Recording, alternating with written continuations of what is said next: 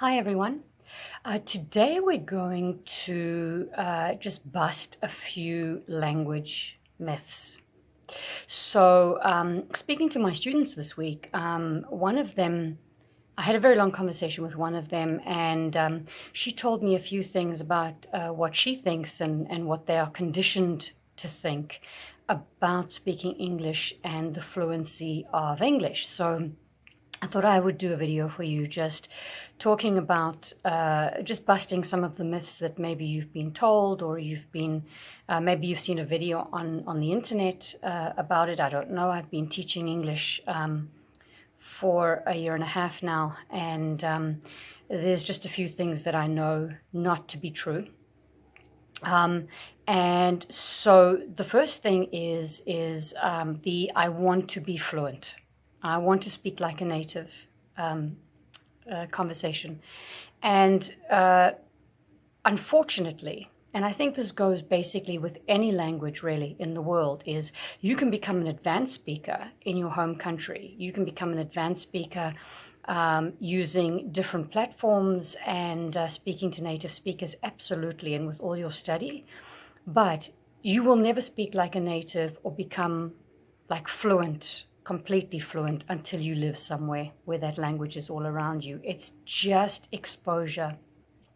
It's got nothing to do with anybody's abilities. It's just exposure, exposure, exposure. And you have to expose yourself to that language constantly. So when you live in another country, if you live in an English-speaking country, the television is in English. You go into a store, people speak English. People are speaking English on the streets.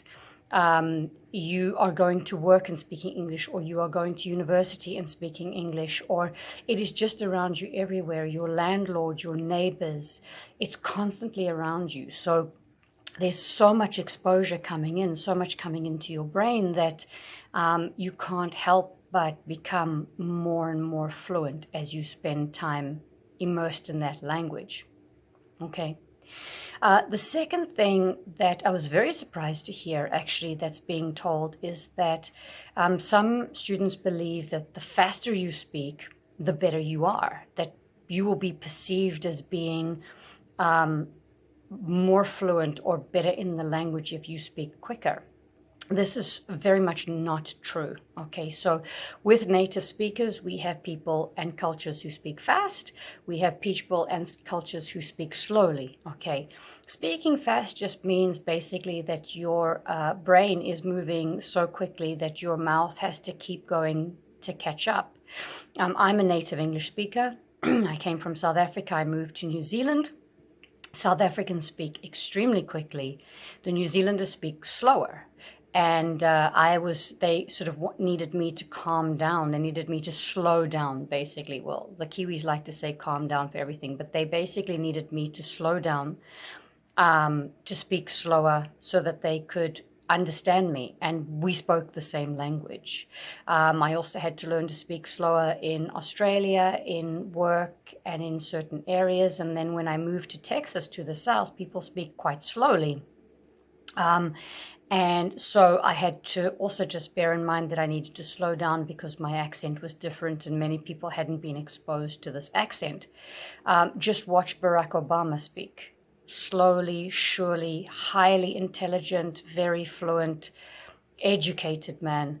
And speaks very slowly, and then listen to some other politicians who I won't name who speak much quicker and are actually far less educated. So your level of knowledge of the language or education, you will find a lot of low educated areas all around the world actually speak much quicker. So it really, faster does not equal better. Okay. Also, I wanted to address pronunciation. A lot of my students believe that pronunciation is king. And what I mean by that is the most important thing for them to work on is their pronunciation. This is not true. Okay. I know when I lived in Costa Rica and I was speaking Spanish that I was told that in Spanish pronunciation is extremely important. And so it is something that you need to try and get your mind around. But in English, it's just not like this, because we have I think it's 9 or 10 primary countries where English is the native language. There are hundreds of accents. I mean, I think, I could be wrong, I don't know, but in England alone, I mean, there's probably anywhere between 40 and 70 different types of accents. I mean, you know, people in Surrey speak differently to people in Manchester, different to Liverpool, you know, different to Kent. London has a variety of accents. So it really isn't that important. What's more important is that we understand you.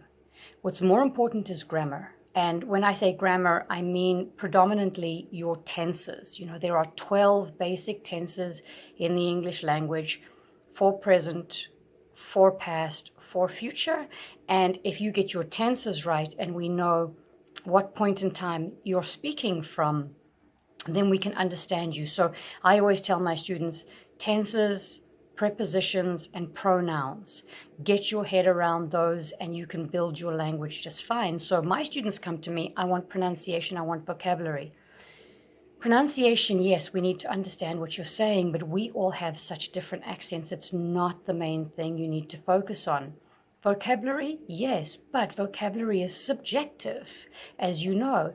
If I am talking about sport, if I am talking about IT, if I am talking about gardening, these all have different vocabulary. And so vocabulary will build as you have conversations, but they'll build slowly depending on the conversations that you have. There's a dictionary filled with hundreds of thousands of words. You're not going to learn all of them.